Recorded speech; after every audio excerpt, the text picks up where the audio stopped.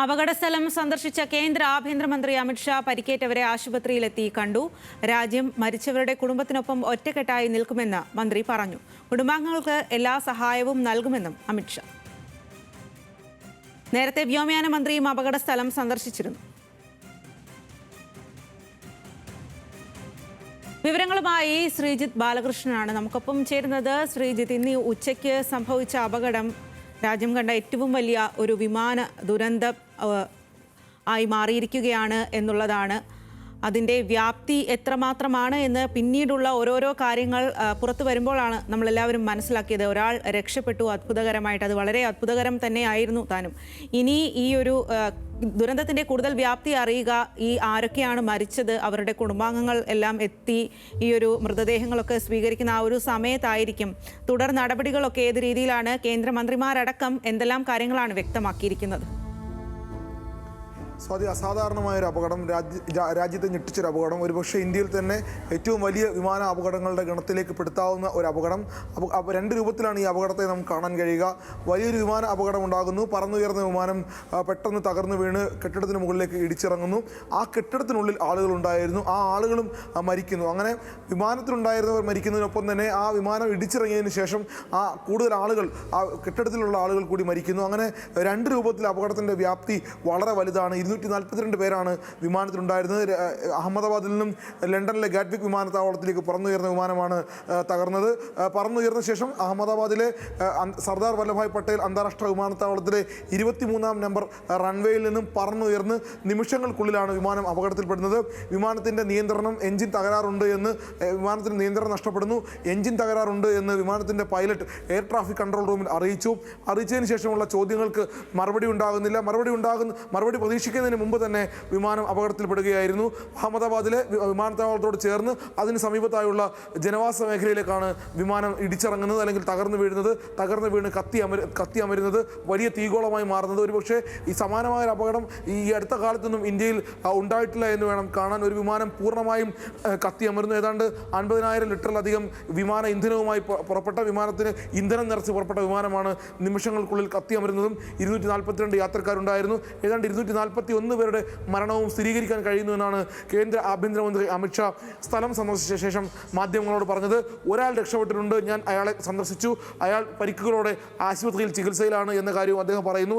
ഇനിയുള്ള നടപടിക്രമങ്ങൾ DNA പരിശോധന നടത്തുക എന്നുള്ളതാണ്. കാരണം ഏതാണ്ട് പൂർണ്ണമായും കത്തിക്കരിഞ്ഞ നിലയിലാണ് ആളുകളെ എല്ലാവരെയും ആശുപത്രിയിൽ എത്തിച്ചത്. പരിക്കേറ്റവരുടെ നില തന്നെ അപ്പോൾ തന്നെ ഗുരുതരമായിരുന്നു. മരിച്ചവരുടെ സ്ഥിതിയും അതുതന്നെയാണ്. ആളുകളെ മുഖം തിരിച്ചറിയാനാകാത്ത വിധം വികൃതമായ രൂപത്തിലാണ് ആളുകളെ ആശുപത്രിയിൽ എത്തിക്കുന്നത് വിമാന അപകടത്തിന് ശേഷം.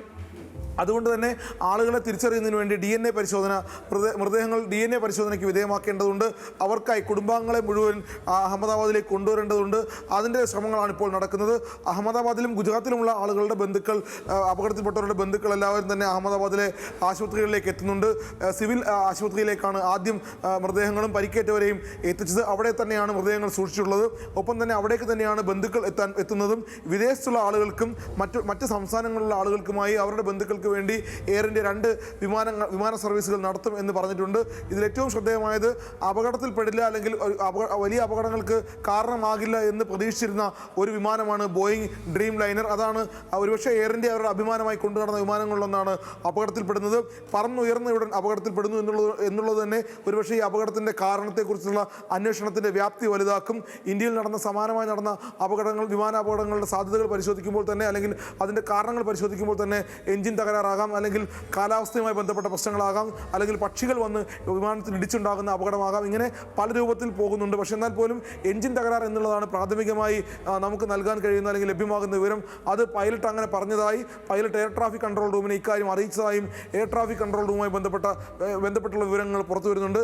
ഇനി അപകടത്തിൻ്റെ മറ്റു കാര്യങ്ങളിലേക്ക് പോയാൽ, കേന്ദ്ര സർക്കാരുമായി ബന്ധപ്പെട്ട് അപകടം ഉണ്ടായ ഉടൻ ഇടപെട്ടു എന്നാണ് കേന്ദ്ര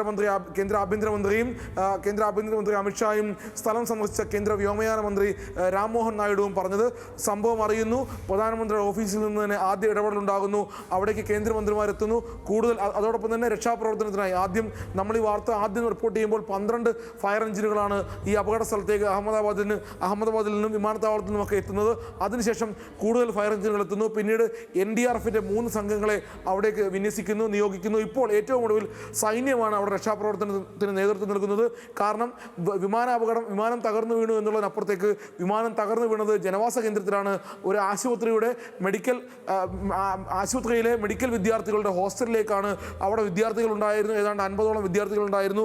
അവരിൽ 5 പേർ മരിച്ചതായി റിപ്പോർട്ടുകളുണ്ട്, വിവരങ്ങളുണ്ട്, അത് സ്ഥിരീകരിച്ചിട്ടുണ്ട്. അവർ ഭക്ഷണം കഴിക്കുമ്പോഴാണ്, ഉച്ചസമയത്ത് ഭക്ഷണം കഴിക്കുമ്പോഴാണ് ഈ അപകടം ഉണ്ടാകുന്നത്, അല്ലെങ്കിൽ വിമാനം ഇടിച്ചിറങ്ങുന്നത്. അതുകൊണ്ട് തന്നെ അപകടത്തിൻ്റെ വ്യാപ്തി വളരെ വലുതാണ്. ഇപ്പോൾ അവിടെ സൈന്യവും NDRFും പരിശോധനയും തെരച്ചിലുമൊക്കെ നടത്തുന്നത് ഈ അപകടവുമായി ബന്ധപ്പെട്ട് ആ കെട്ടിടത്തിൽ കൂടുതൽ ആളുകൾ ഉണ്ടായിരുന്നു, അല്ലെങ്കിൽ അവിടെ ആരെങ്കിലും ഇനി ശേഷിക്കുന്നുണ്ടോ എന്ന കാര്യങ്ങളിലാണ് ഇപ്പോൾ പരിശോധന നടത്തുന്നത്. ഏതാണ്ട് രാത്രിയും ആ പരിശോധന തുടരുന്നുണ്ട്. പരിക്കേറ്റവരെ പൂർണ്ണമായും ആശുപത്രിയിൽ എത്തിക്കാൻ കഴിഞ്ഞിട്ടുണ്ട് എന്നൊരു വിവരം കൂടി ഗുജറാത്ത് പോലീസ് നൽകുന്നുണ്ട്. ആദ്യഘട്ടത്തിൽ വിമാനത്തിലുണ്ടായിരുന്ന മുഴുവൻ പേരും മരിച്ചു എന്ന വാർത്തയാണ് ഗുജറാത്ത് പോലീസ് നൽകിയത്. പക്ഷേ അതിനുശേഷം മണിക്കൂറുകൾക്ക് ശേഷം വളരെ അത്ഭുതകരമായി ഒരു യാത്രക്കാരൻ രക്ഷപ്പെട്ടു. വിശ്വാസ് കുമാർ രമേശ് എന്നയാൾ രക്ഷപ്പെട്ടു എന്നുള്ളത് വലിയ അത്ഭുതകരമായ, അല്ലെങ്കിൽ ഒരു മിറാക്കിൾ എസ്കേപ്പ് ഒക്കെ എന്ന് വിശേഷിപ്പിക്കാവുന്ന തരത്തിലേക്ക് കാര്യങ്ങൾ പോയി. ആ രക്ഷപ്പെടൽ ഒരു പരിധിവരെ രാജ്യത്തെ നടുക്കിയ ഒരു ആക്രമണം എന്ന നിലയിൽ അദ്ദേഹത്തിൻ്റെ രക്ഷപ്പെടൽ രാജ്യത്തിന് മാത്രമല്ല ലോകത്തിന് തന്നെ വലിയ ആശ്വാസ വാർത്തയായിരുന്നു. അങ്ങനെയെങ്കിൽ കൂടുതൽ ആളുകൾ രക്ഷപ്പെട്ടിരിക്കാം എന്ന ചർച്ചകൾ പോലും ഉണ്ടാകുന്ന രൂപത്തിലേക്ക് കാര്യങ്ങൾ പോയി. എന്തായാലും വലിയ പരിക്കുകളില്ലാതെ, ഗുരുതരമായ പ്രശ്നങ്ങളില്ലാതെ വിശ്വാസ് കുമാർ രമേശ് രക്ഷപ്പെട്ടിരിക്കുന്നു. അദ്ദേഹം വിമാനത്തിൻ്റെ എമർജൻസി വാതിലിനോട് ചേർന്നുള്ള സീറ്റിലാണ് ഇരുന്നത്. അദ്ദേഹത്തിന് രക്ഷപ്പെട്ടത് സംബന്ധിച്ച് അദ്ദേഹത്തിൻ്റെ വാക്കുകൾ, രക്ഷപ്പെട്ടു എന്നുള്ളതിനപ്പുറത്തേക്ക് കൂടുതൽ കാര്യങ്ങൾ അദ്ദേഹത്തിന് അറിയില്ല. പക്ഷേ അദ്ദേഹത്തിൻ്റെ സഹോദരൻ വിമാനത്തിലുണ്ടായിരുന്നു. ആ സഹോദരനെ കുറിച്ച് വിവരങ്ങൾ ലഭ്യമായിട്ടില്ല. വിമാനത്തിൽ നിന്ന് താഴെ വീണ ഉടൻ അദ്ദേഹം നോക്കുമ്പോൾ ചുറ്റുപാടുകളിൽ മുഴുവൻ മൃതദേഹങ്ങളായിരുന്നു. അതിനപ്പുറത്തേക്ക് എങ്ങനെയും രക്ഷപ്പെടണം എന്ന തോന്നലിൽ എഴുന്നേറ്റ് ഓടുകയായിരുന്നു. പിന്നീട് നാട്ടുകാരും ഒപ്പം എത്തിയ ആംബുലൻസും ചേർന്നാണ് അദ്ദേഹത്തെ ആശുപത്രിയിൽ എത്തിക്കുന്നത്. എന്തായാലും ഇത്രയും വലിയ അപകടം, വലിയ വിമാന ദുരന്തം, സമാനതകളില്ലാത്ത അസാധാരണമായൊരു വിമാന ദുരന്തം, അതിൽ നിന്നും ഒരാൾ രക്ഷപ്പെടുന്നു എന്നുള്ളത് വലിയ കാര്യമാണ്, വലിയ ആശ്വാസകരമായ കാര്യമാണ്. ഇനിയുള്ളത് ഇതുമായി ബന്ധപ്പെട്ട അന്വേഷണങ്ങളാണ്. അന്വേഷണം ഇപ്പോൾ തന്നെ കേന്ദ്ര വ്യോമയാന മന്ത്രാലയം അന്വേഷണം പ്രഖ്യാപിച്ചിട്ടുണ്ട്. അതോടൊപ്പം തന്നെ അമേരിക്കയിൽ നിന്നും ബ്രിട്ടനിൽ നിന്നുള്ള പ്രത്യേക 2 സംഘങ്ങൾ, അതായത് ഈ വിമാനാപകടത്തിൻ്റെ വ്യാപ്തി വളരെ വലുതായതുകൊണ്ടും വിദേശികളടക്കം ഈ വിമാനത്തിലുള്ളത് ഉണ്ടായിരുന്നതുകൊണ്ടും അപകടത്തിൻ്റെ വ്യാപ്തിയെക്കുറിച്ചും കാരണത്തെക്കുറിച്ചും അന്വേഷിക്കാൻ അമേരിക്കയിൽ നിന്നും ബ്രിട്ടനിൽ നിന്നും 2 സംഘങ്ങൾ കൂടി ഇന്ത്യയിൽ എത്തുന്നുണ്ട്. കേന്ദ്ര വ്യോമയാന മന്ത്രാലയം പ്രത്യേക അന്വേഷണം പ്രഖ്യാപിച്ചിട്ടുണ്ട്. ഈ എയർക്രാഫ്റ്റ് ആക്സിഡൻറ്റ് അതുമായി ബന്ധപ്പെട്ടുള്ള ഏജൻസികൾ മുഴുവൻ ഈ അന്വേഷണത്തിൻ്റെ ഭാഗമാകുന്നുണ്ട്. എയർക്രാഫ്റ്റ് ആക്സിഡൻറ്റ് ഇൻവെസ്റ്റിഗേഷൻ ഏജൻസിയുടെ ഡയറക്ടർ ജനറൽ സംഭവ സ്ഥലത്തേക്ക് എത്തുന്നുണ്ട്. എന്തായാലും കേന്ദ്ര വ്യോമയാന മന്ത്രാലയം ഇക്കാര്യത്തിൽ വിശദമായ അന്വേഷണത്തിന് നിർദ്ദേശം നൽകിയിട്ടുണ്ട്. എയർ ഇന്ത്യയോട് ഇക്കാര്യത്തിൽ വിശദീകരണം ചോദിച്ചിട്ടുണ്ട്. ഉടനടി, അതായത് അപകടത്തിൻ്റെ കാരണം, എന്തുകൊണ്ടാണ് ഈ അപകടം ഉണ്ടായത്, എങ്ങനെയാണ് ഈ അപകടം ഉണ്ടായത് എന്ന കാര്യത്തിൽ അടിയന്തരമായ വിശദീകരണം നൽകാൻ എയർ ഇന്ത്യയോടും കേന്ദ്ര വ്യോമയാന മന്ത്രാലയം ആവശ്യപ്പെട്ടിട്ടുണ്ട്. അതുമാത്രവുമല്ല, കേന്ദ്ര സർക്കാരിനെ സംബന്ധിച്ച് ഏറ്റവും ആദ്യം ഞങ്ങൾ ചെയ്യേണ്ടിയിരുന്നത് രക്ഷാപ്രവർത്തനമാണ്. രക്ഷാപ്രവർത്തനം ആദ്യം തന്നെ ചെയ്യാൻ കഴിഞ്ഞു. ഇനിയുള്ളത് മാത്രമാണ് അന്വേഷണം എന്നൊരു നിലപാടിലേക്കാണ് കേന്ദ്ര സർക്കാർ എത്തുന്നത്. അത് ഏറെക്കുറെ ശരിവെക്കുന്ന രൂപത്തിലാണ് കേന്ദ്ര ആഭ്യന്തരമന്ത്രി അമിത്ഷാ തന്നെ സംഭവ സ്ഥലത്ത് നേരിട്ടെത്തുകയും കാര്യങ്ങൾ കണ്ടും കേട്ടും ചോദിച്ച് മനസ്സിലാക്കുകയും ചെയ്യുന്നത്. അതിനു മുൻപ് തന്നെ കേന്ദ്ര വ്യോമയാന മന്ത്രി രാംമോഹൻ നായിഡുവും സംഭവ സ്ഥലത്തെത്തുന്നു. ഈ കാര്യങ്ങളെല്ലാം നേരിട്ട് കണ്ടറിയുന്നു. ഇനി അന്വേഷണവുമായി ബന്ധപ്പെട്ട് മുന്നോട്ട് പോകുമ്പോൾ വിദേശ ഏജൻസികളുടെ സഹായം, ഇന്ത്യയിൽ നിന്നുള്ള ഏജൻസികളുടെ സഹായമൊക്കെ കേന്ദ്ര വ്യോമയാന മന്ത്രാലയം തേടിയിട്ടുണ്ട്.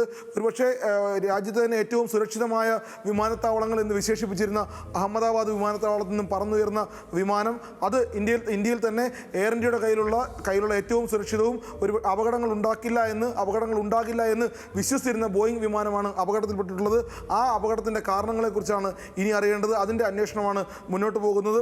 ഇതുമായി ബന്ധപ്പെട്ട് ടാറ്റ, എയർ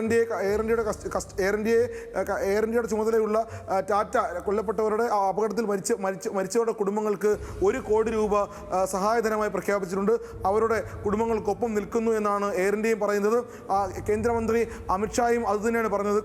മരണപ്പെട്ടവരുടെ കുടുംബങ്ങൾക്കൊപ്പമാണ് ഞങ്ങൾ നിൽക്കുന്നത്. ആദ്യം രാജ്യം മുഴുവൻ അവർക്കൊപ്പമാണ്. രാജ്യത്തെ നടുക്കിയൊരു ദുരന്തമാണിത്.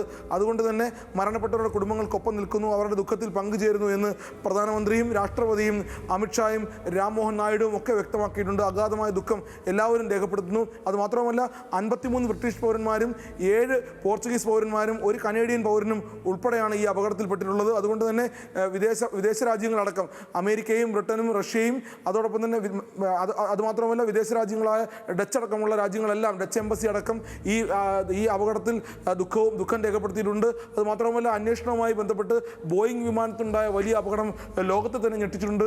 അതുമായി ബന്ധപ്പെട്ടുള്ള അന്വേഷണങ്ങൾക്ക് എല്ലാ ലോകരാജ്യങ്ങളും ഇന്ത്യക്ക് പിന്തുണയും വാഗ്ദാനം ചെയ്തിട്ടുണ്ട്.